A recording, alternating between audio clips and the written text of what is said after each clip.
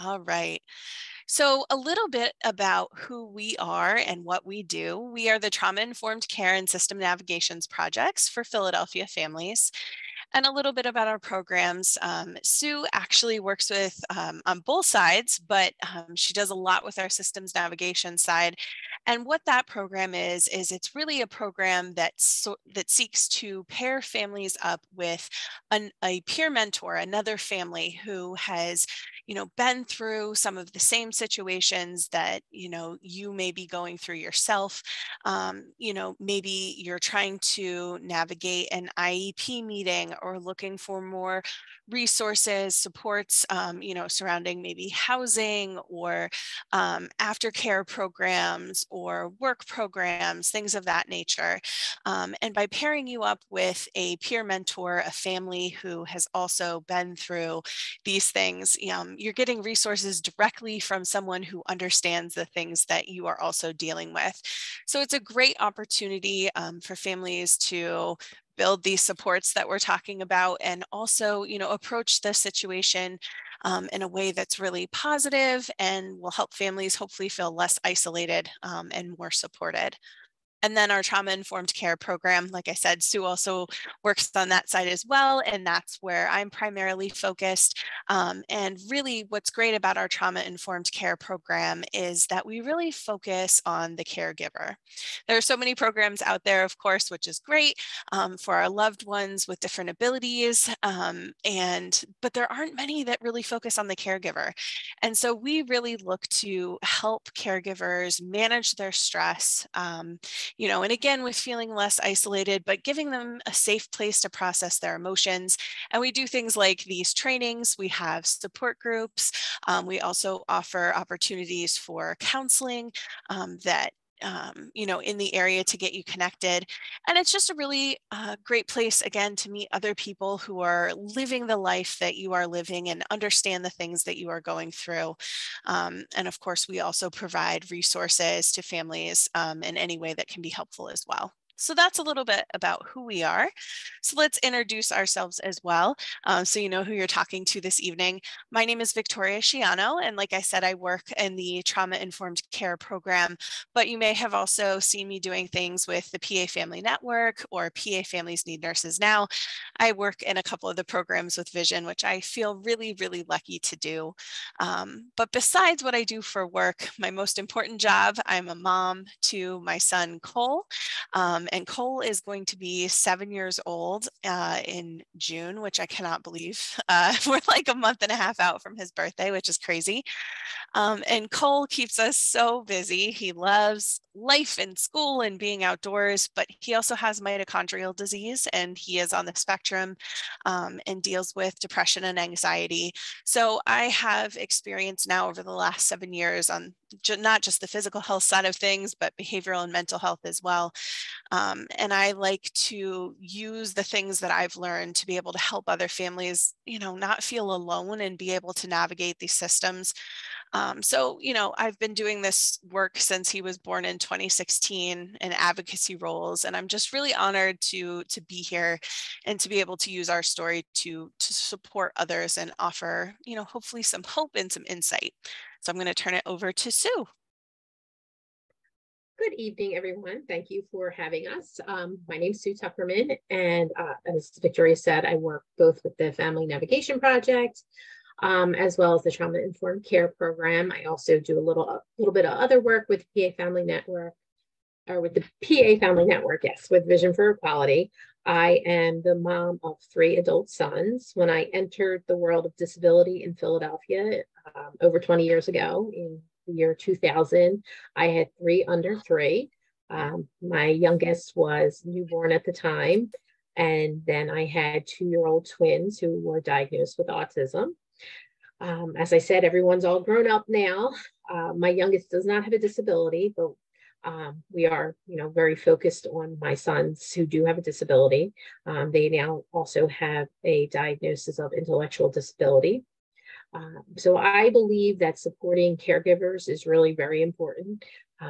specifically parents. We really are the backbone of the system, and it's a critical part of supporting individuals with disability. As they say, you can't pour from an empty cup. So I think it's really important that we help support individuals and families, especially the family members, to help support their loved ones. Thank you so much, Sue. And Sue is such a wealth of knowledge. I am always learning from her. So, I encourage families to reach out if you have questions. She's definitely a wonderful person to be connected with. So let's talk a little bit about why we're here tonight. Tonight we are talking about natural supports. And like I said at the beginning, I just want to give the disclaimer again. We understand that this is a very difficult topic for a lot of families. And, there's really no blanket answer for situations like this. But what Sue and I hope to do tonight is to kind of address some of the concerns, that families may face when thinking about natural supports, but then also give you some ideas to hopefully help grow your own natural supports for your own family, and what works for you as well. And as always, we love to hear your thoughts and things that you've done as well, because, we like to learn from you guys. We're always learning as well as families. So it's great to be able to interact. So please feel free again to share thoughts and comments in the chat as we go, and we'll definitely be stopping to address those. So first, we're going to talk about defining natural supports. And then we're going to look into some of those categories like family and friends, community and organizations, thinking outside the box. And then as always, we're going to have resources for you. If you were not sent the PowerPoint in advance, you will get it afterwards. So all of the resources will be clickable for you, to be able to look at those at your convenience. And you will also then have this as a tool to look back on, and you will also get a link to the recording of tonight as well. So like I said, the first thing we're going to be talking about are natural supports. But before we do, kind of dive into this, I would love to hear from you some things, that maybe you utilize. What do natural supports look like for your own family? For me, my family, as wonderful as they are, we are very spread out. My parents are older, they're 4 hours away, and unfortunately, we're dealing with some health issues with my parents at the moment. And my brother, my only sibling, he is all the way in Orlando. And while he loves my son to pieces, they, are very honest in the fact that they would not be able to, be a full-time support for him if I were unable to do so. So we rely pretty heavily, on the community things that, we're able to access, and then the friends that we have made along the way. How about you, Sue? I'm sorry, I have you on mute because I have a little bit of noise in the background. Oh, no, that's okay. So, so for me, when my kids were little, we actually had a whole lot of natural supports. My parents were around, my in-laws were around. I am the youngest of many siblings, so I have a few siblings who can help out. But as we aged, everyone else has aged. And unfortunately, my parents, who were really a big support to us, and we actually even moved closer to them. We were always close, but we moved closer because my mom was such a big help. They have, in the last 5 years, they've both passed. And my in-laws, actually, in the past year, were both diagnosed with sudden onset dementia. So we're struggling with those issues as well. So the parents that we had that helped out a lot aren't really around. As I said, I'm the youngest, so I do have a few siblings who can help out. But they are older.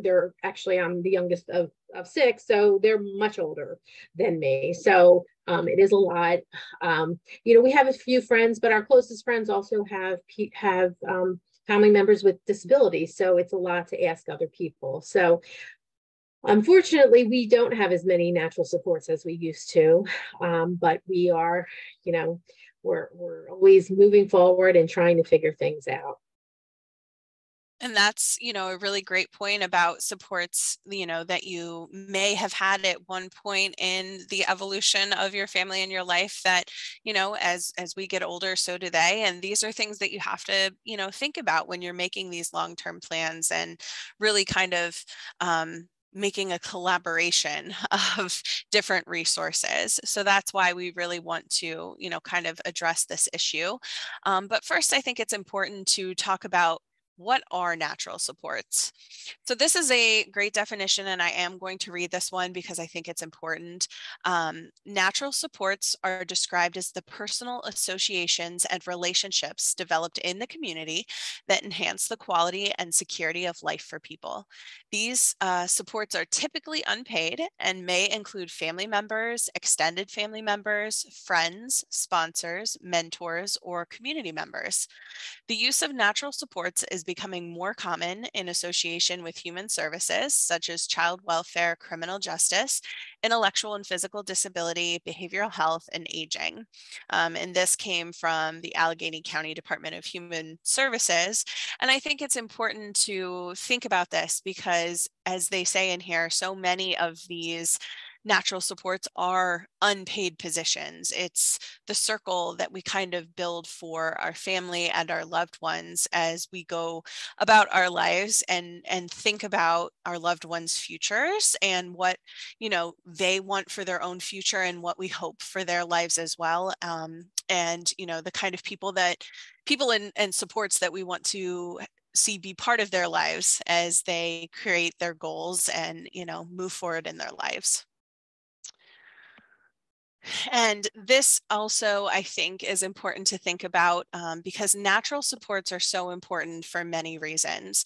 An example that I always give is that it's really important for me with Cole.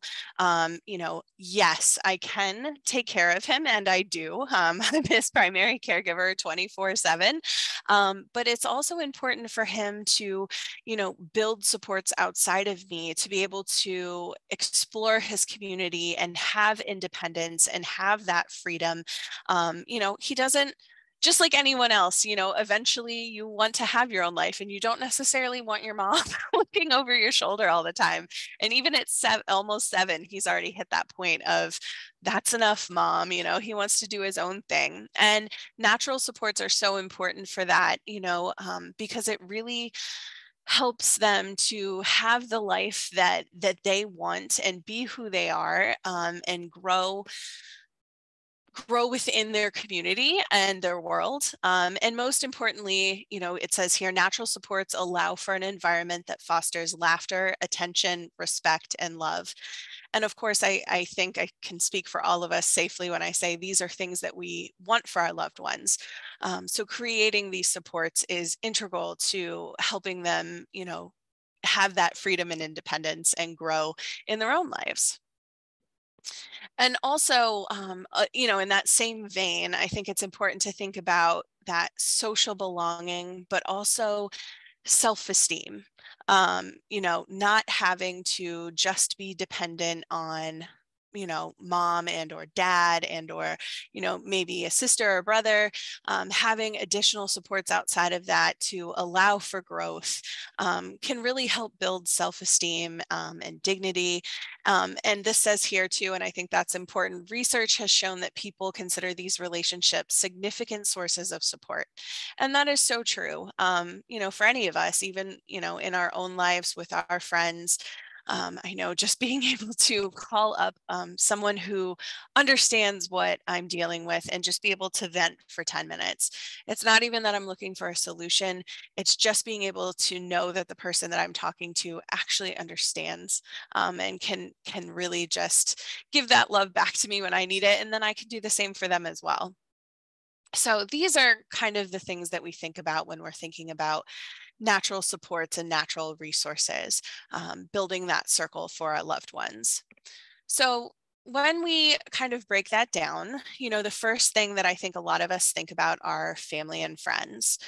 And that can be, as we've said from the beginning, that can be a difficult subject. Sometimes families aren't as understanding or able to help maybe, or maybe, you don't have, a family in your life that, is around or able to be part of things. So, these are things that we have to think about as well.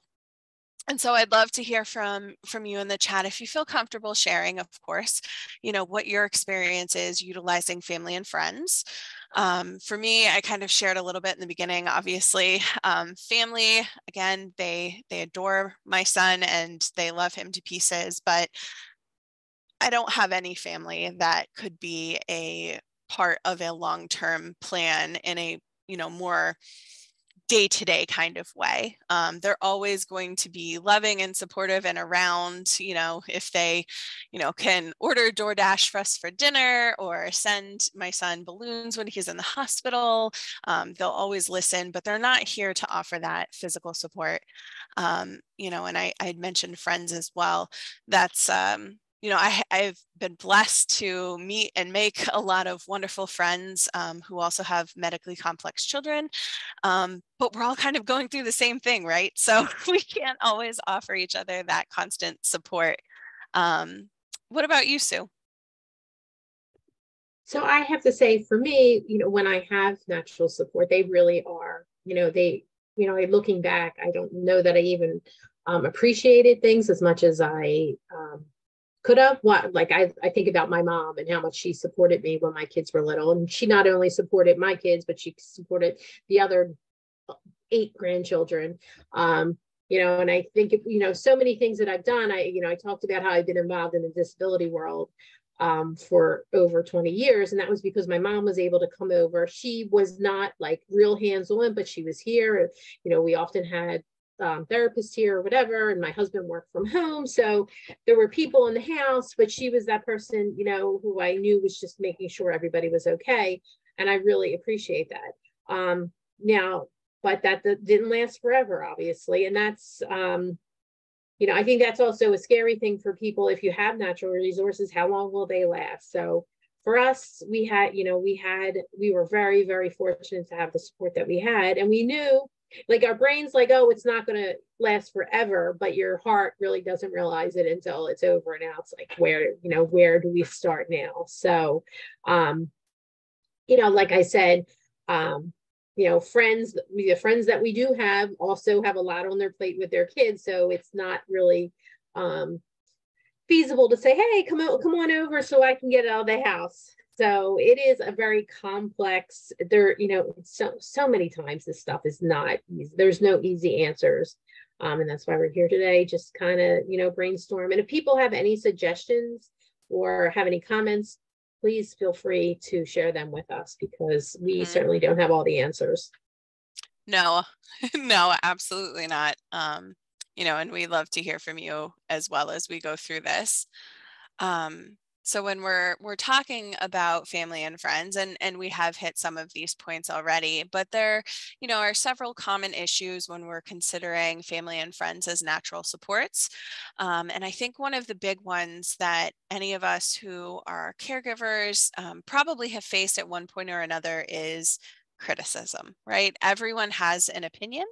And often, even if it's well-intentioned, family and friends don't necessarily understand exactly what we're going through because they're not living it stride for stride with us. So they're not involved in the nitty-gritty of the daily, experience all the time. So even though they may be trying to come from a good place, they may not understand what exactly it is that we need or what's realistically possible for us or for our loved one. So that can be a really difficult thing to deal with. I've talked about my mom. I love her to pieces, but this is something that she and I go back and forth on. Some of it comes from we're too similar. And then other parts of it come from she just isn't here and doesn't understand. But, a lot of times, just recently, my son was in the hospital. We're dealing with some new symptoms that have been pretty scary. And she was very critical of the decisions that I was making for him, and I finally had to say to her, I need you to take a step back and recognize that you are not here. You are not privy to all the conversations that are happening with the doctors, and I'm the one who does this every day for him. And, I am going to make the best choice for him possible. And it's hard to get that criticism because, especially with my mom, I would want her to be the one person I could definitely talk to and not feel judged. But it's hard, she's coming from a good place, but it's still a difficult thing to deal with. And in that same idea, often our loved ones, family, friends, can expect too much from us or from our loved one. They may, a good example around holidays and stuff, it may be difficult for us to participate in the ways that we used to. And that can be really hard for people to understand. There can be, hurt feelings and judgment that comes along with that. And, they think that they know better how to handle the situation and that you should just be able to do what you've always been doing. Um, so, that's something that I've heard before about, I'm not putting enough effort into friendships anymore. And it's just hard, when you're a caregiver, and you're so in what's happening, and things can be so hectic, as we know, just on the daily, not to mention when things flare up. And it's hard to sometimes put that, as Sue and I were talking about, that reciprocal energy into relationships and friendships. So it can be hard for them to understand what's happening and why things aren't like they used to be. The one thing Um, I wanted to add, if you don't yeah, mind, please, please. is that some of the comments I guess I've gotten over the years is not necessarily about my sons who have a disability, but it's about my typical son.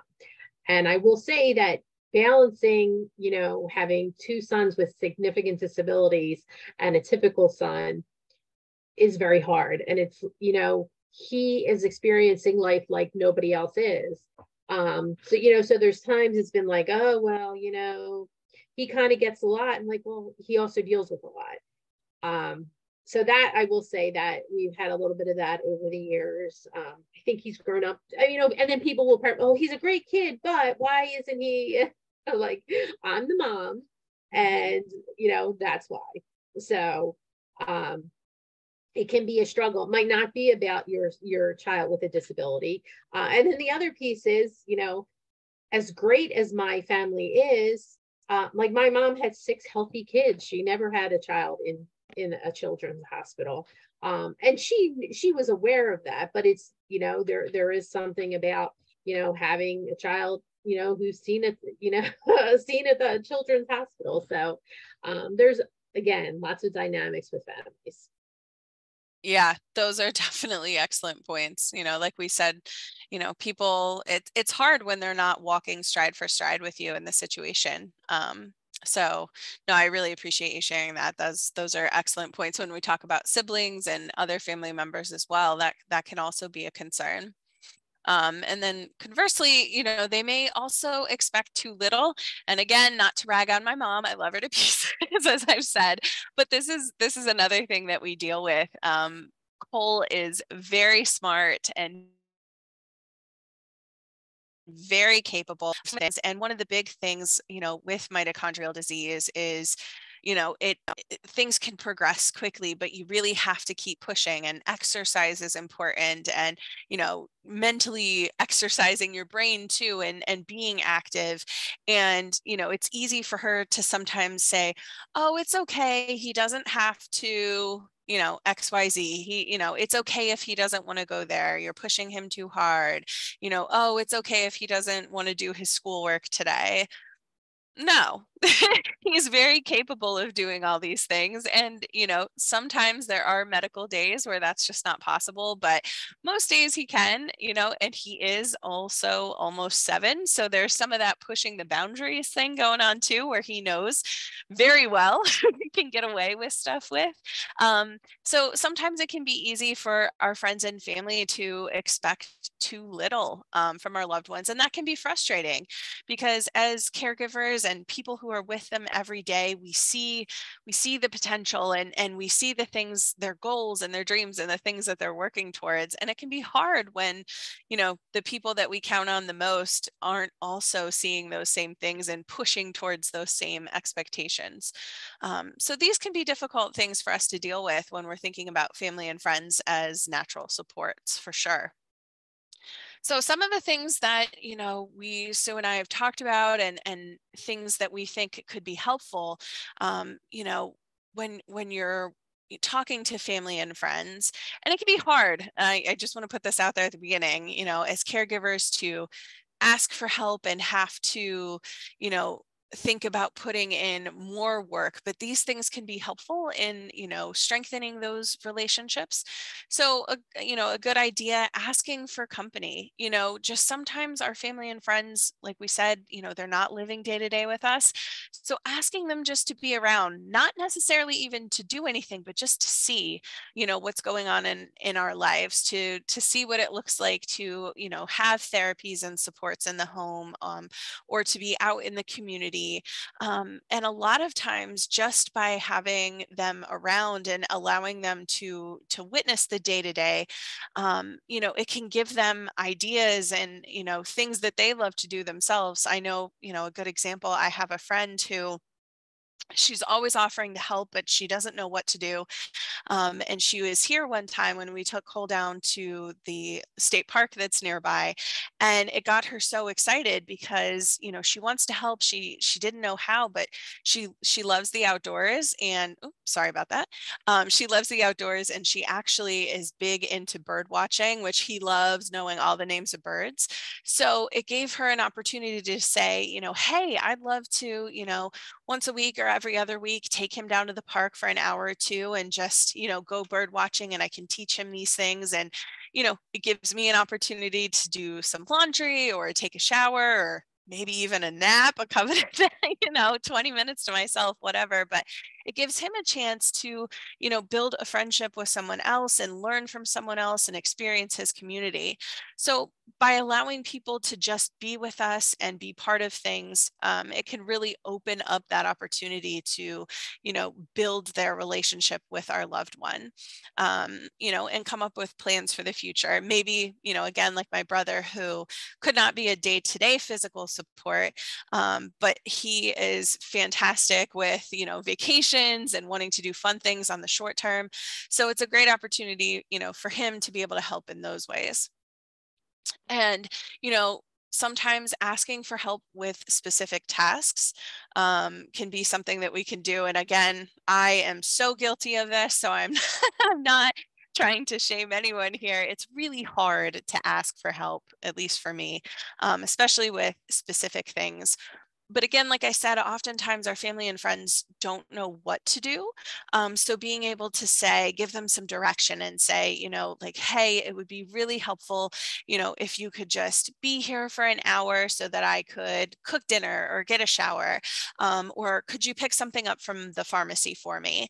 Um, you know, it helps us as far as giving us a little bit of relief and not having to deal with as much burnout, but also it helps them learn the things that we're dealing with on a daily basis, and maybe some ways that they can be more involved in our loved ones' lives or our lives.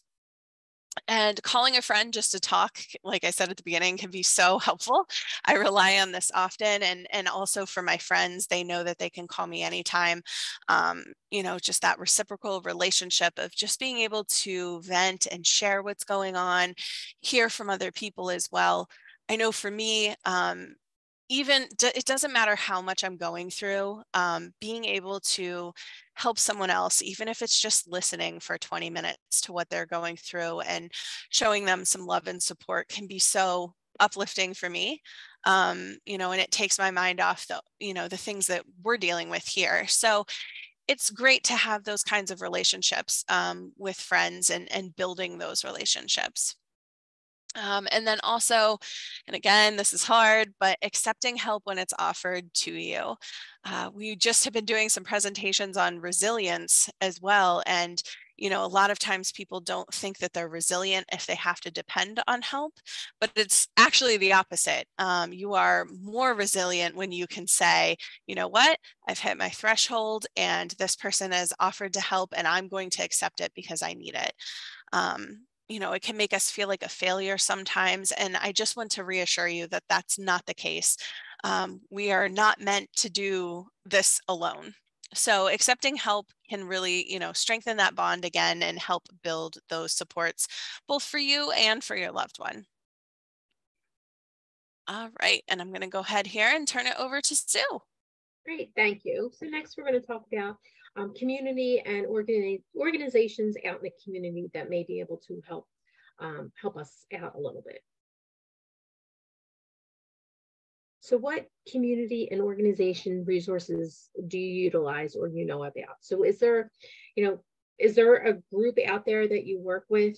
Feel free to share with us any resources you use in the community. Um, you know, in our other program that we work with, we talk about, you know, not everything is about paid resources, but like, what are you using in the community? Like my son goes to the gym once a week, and he really enjoys that, and everybody at the gym knows him. So much so that when people try to butt in front of him in line or whatever, the people at the gym will say, "Oh no, it's Mike's turn." So that's really great. My sons also work in the community. And to some degree, that is a resource for us because it provides them something to do. They do have job coaches, but everyone there knows them. They actually work at a Wawa. So everybody at Wawa, it's the Wawa around the corner from us. So everyone there knows them. People in the neighborhood know them from going in the Wawa. So that's, you know, resources that we use. It's, you know, you wouldn't think of that as a resource, but it is. You know, without those things, they would have a lot less to do. So please feel free to share with us any things that you use in your community that is a resource. So with community and organizations, there are some things that may be challenging. Ensuring your loved one can be part of the community and engage in ways that feel safe and appropriate is really important. It may feel overwhelming at times to try to find community supports, knowing what applies to you or your loved one, and what may not be appropriate for them. Locating resources can sometimes be difficult and time consuming. And when we as caregivers are already dealing with burnout, many additional calls can often feel like an impossible task. So, you know, it is hard at times to find things for our loved ones.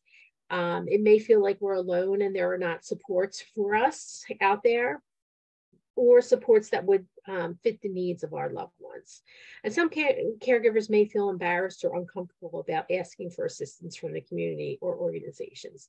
I will say that, you know, when I first when my sons first started working, they actually started working through their job program at school. So their transition program at school. So we really pushed for them to do job training when they were in high school. And fortunately, it turned into jobs.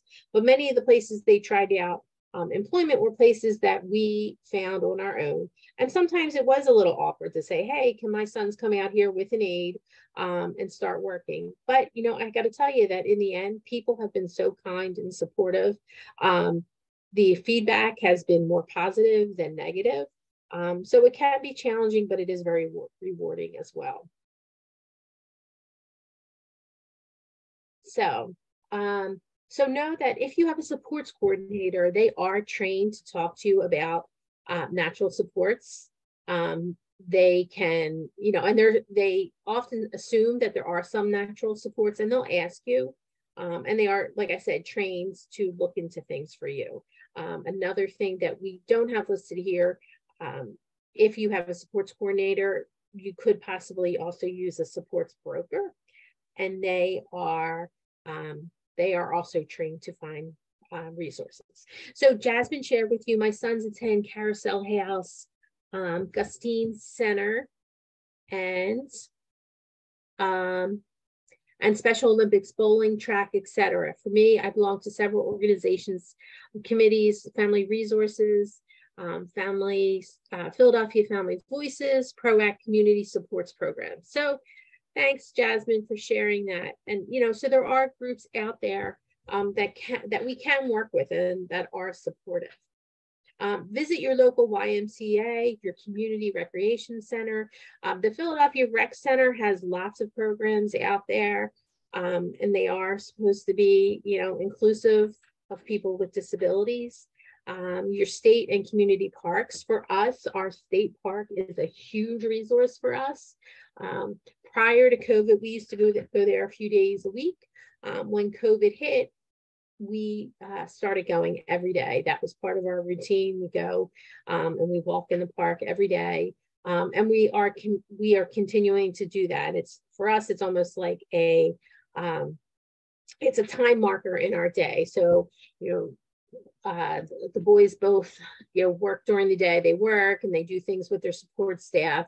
And then at the end of the day, around 4 o'clock, that's when we go for a walk. My husband, gets up from his desk. He doesn't take lunch, so usually goes for a walk with us, and we walk around the park. So the state park has really been a great resource for us, and we see other people.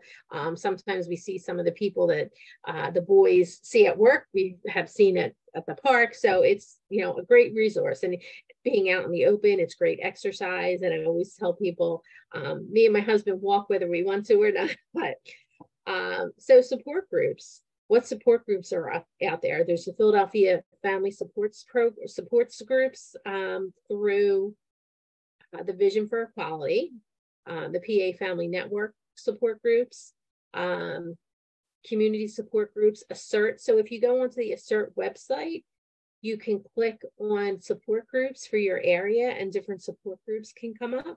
So we highly recommend doing that. Look for studies in the community where you could connect with other people. So it's really about getting out there and, looking to see what resources are there. The Philly Autism Project, CAPS, which actually that is a peer program. So what it does is it matches peers with autism with other individuals with autism, and they provide support to them. And hopefully it could become, if they click, maybe it would become a long time support. And then there's the Temple Family Friends program. If you're not familiar with that, the Family Friends program at Temple connects retired individuals or elderly individuals with families of young children, and they go to their homes and they sit and read with the young children for a little while. So it just gives the parents a little bit of a break for the day.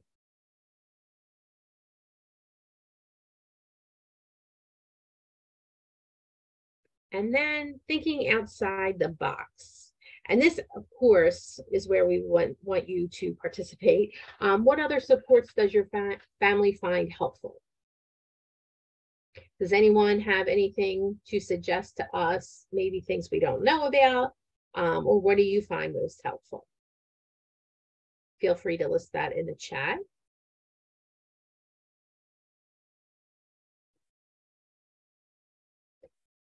And I will say what has been, I talked about already, but I believe the park has been most helpful because it provides exercise, it provides the outdoor, it changes up because the seasons change.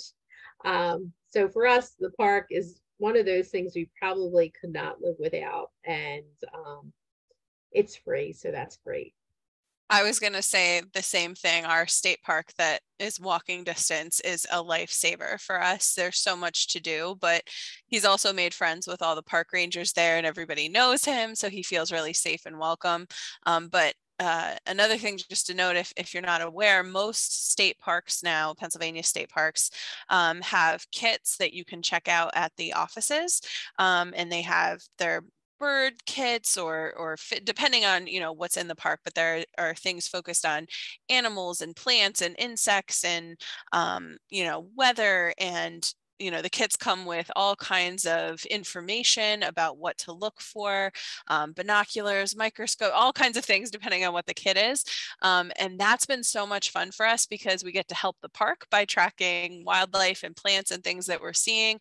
Cole's learning, and he feels really involved with the community. So that's been a huge one for us.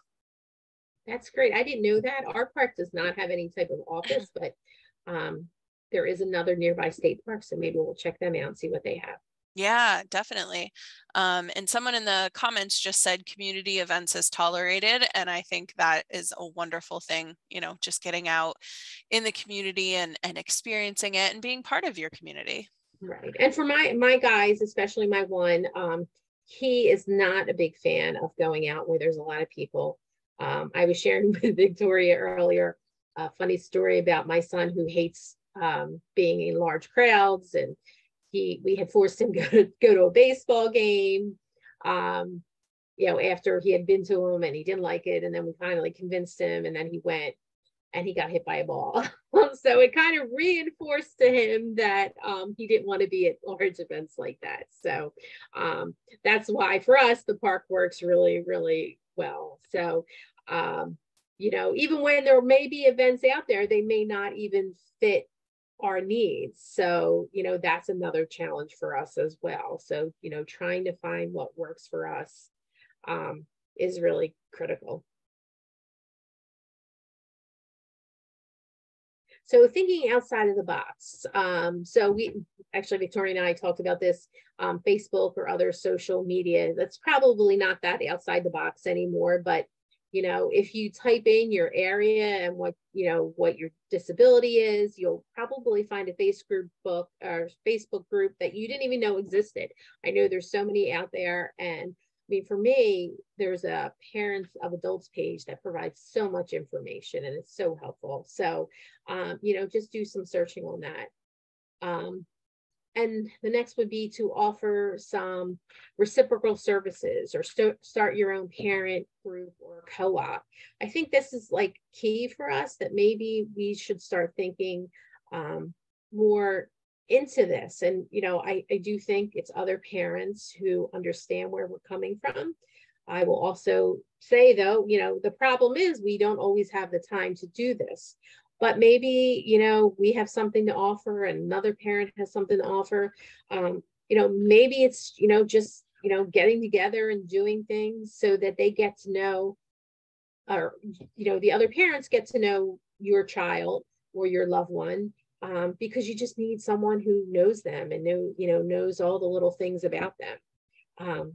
So, maybe starting some type of co-op. When my youngest was little, we did a nursery co-op, and that was really a fun thing, and we got to learn about all the kids. Now obviously it's a very different thing, but it was really great because you had to participate, but you went with your child, but you got to learn about all the other kids as well.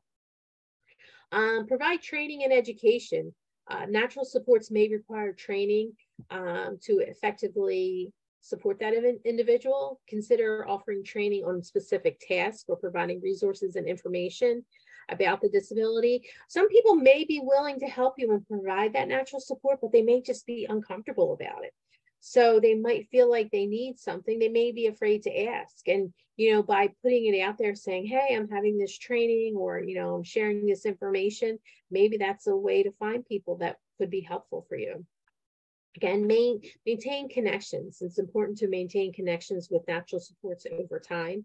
Regular check-ins, social outings, or other activities may help maintain these relationships. And again, we recognize that this is really very challenging. It's hard to get out to different things, but kind of try and make it a priority if you can. Like, is there a way, even if it's a phone call or an email?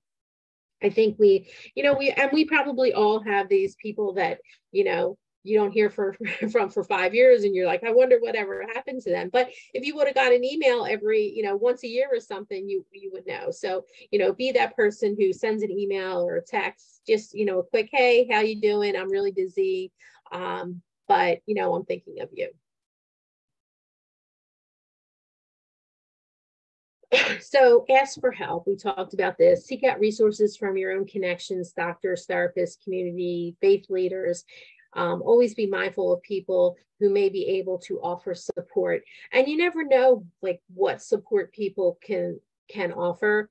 When you're bringing on new staff, think about, is this maybe someone who can help us out in the long term? We have a colleague who actually has someone who was staff 20 years ago. Actually, this person was actually staff for my kids as well.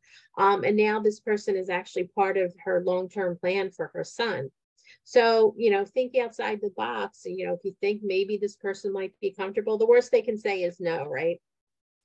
Be present in the community, be as involved in as possible, and engage with others to naturally build your support. And really, like, this is one of those things where, like, our loved ones need to be out in the community for so many reasons. So people know them, so that for safety reasons, so people aren't, nervous around them. So if, I have wanderers, my kids have wandered, it's a terrifying situation. And, I want my neighbors to know who they are. And I want my neighbors to, like, notice that if they're walking down the street by themselves, they shouldn't be doing that. And I want my neighbors to be comfortable enough to come knock on my door and say, hey, do you know your son's down the street?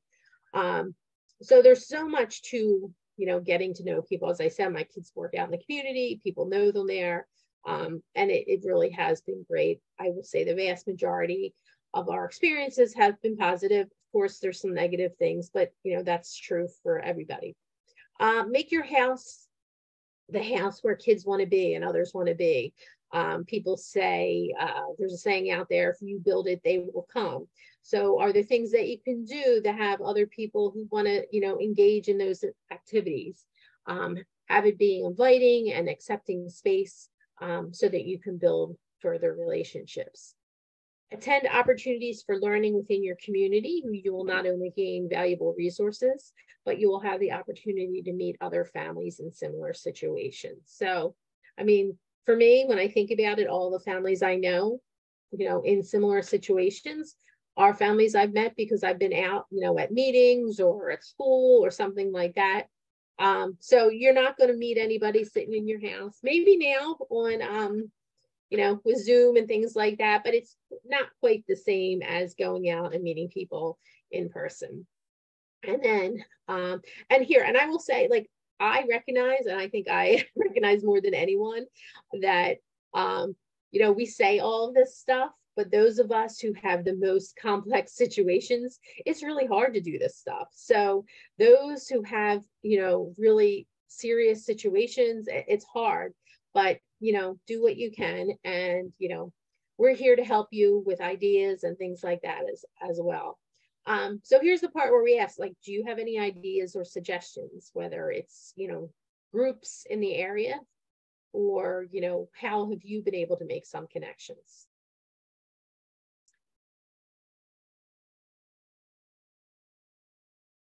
Yeah, and like we said, it's so helpful to hear because Sue and I certainly aren't the authority on this, and we certainly don't know everything that's out there. There are new things popping up every day, so we welcome your ideas as always. But we also want to share resources with you. So you will get copies of these. There are just some different ideas and articles, ways to kind of bridge the gap with natural supports that we wanted to share with you and give you as additional resources. So you will find those in the PowerPoint. And at this time I am going to, if Zoom will let me, come on Zoom. We would love to have any questions that anyone has. I'm going to go ahead and stop the recording at this time.